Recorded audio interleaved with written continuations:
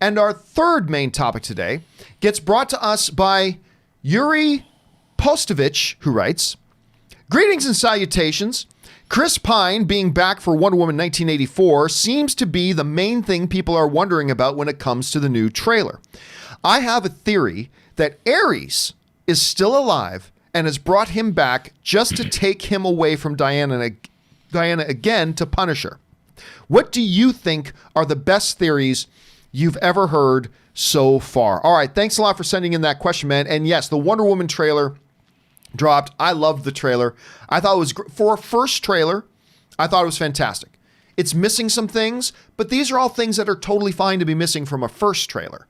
Those things can be added in later. As a first trailer, I thought it was fantastic and I really enjoyed it.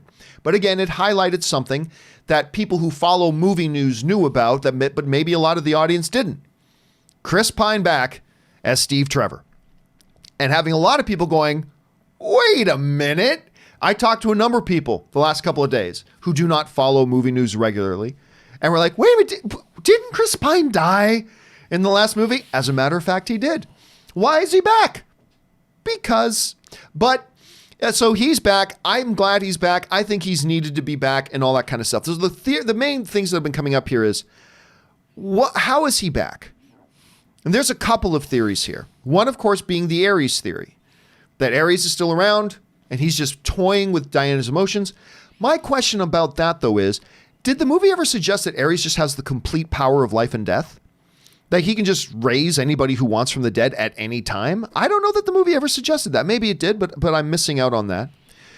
Could it be a time warp thing, a time loop sort of thing? Maybe the explosion in the plane that Steve was flying, Rob, it actually, with the particular exotic chemicals on board, actually, instead of destroying him, opened up some sort of portal in time that threw him up into the year of 1990 or 1984. That's a possibility. Is it a situation of one of the other, pantheon of the gods decided to bless Diana by bringing back her love or something along those lines? Right now, here's where I'm sitting on this, Rob. I think there are two fundamental options. One, pantheon of the gods, whether it's Ares, Zeus, whatever, pantheon of the gods, or some sort of DCEU comic booky science explanation. The explosion combined with the exotic chemicals of the mixture of this and this in the space-time with the energy of two gods and Diana and Ares fighting, going up into the atmosphere, combining with the explosion, blah, it caused a rip in time, or something along those lines. Some explanation as to how he's there. I actually think they're going to go with the scientific explanation for why he's there. I don't think this one is going to be, and I could totally be wrong, no insider information. I don't think they're going to go the route of one of the gods intervened. I think there's going to be some sort of explanation that he's there, whether it's the explosion, whether it's something else along those lines. Maybe he was there the whole time, who knows? But that's the way, at least the general direction I think they're going to go. Rob, how do you think they're going to explain Chris Pine still being here in this movie? Well, first of all, the fact that Diana is an Amazon, and there is the island of the Amazons, of course. True. We do have... The Mascaras exists. It's a real place. And we do see at the end of this trailer, it's not like Diana was able to conjure lightning bolts that she could swing off of. It seems to me like she's getting a godlike assist, if you will, at some point in this movie. And unless it's a machine-generated thing. I like the mythology, the mythological elements of all of the Wonder Woman. I mean, Ares himself was one of the pantheon of the gods, of those gods of Olympus.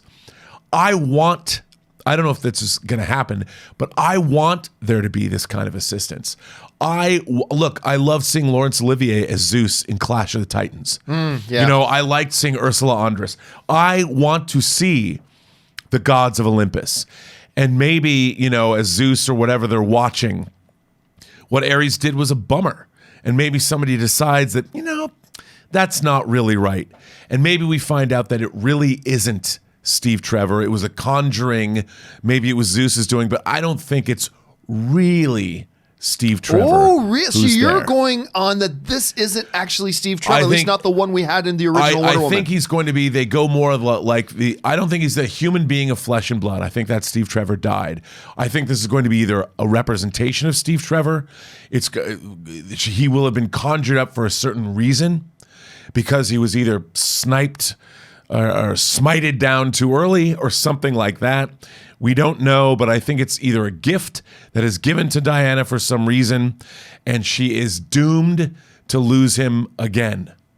And that's going to be part of the story. That's an interesting take I didn't take as well. So the question here, guys, now is for you. We have 3 options available to us right now. A Pantheon of the Gods intervention, whichever god it is. 2, a comic booky scientific explanation for how he's there. Or 3, it's not actually the Steve Trevor we knew in the first one. Those 3 options. Which one of the 3 do you think it's going to be? Or do you have a 4th option? Jump down to the comment section below and let everyone know your thoughts.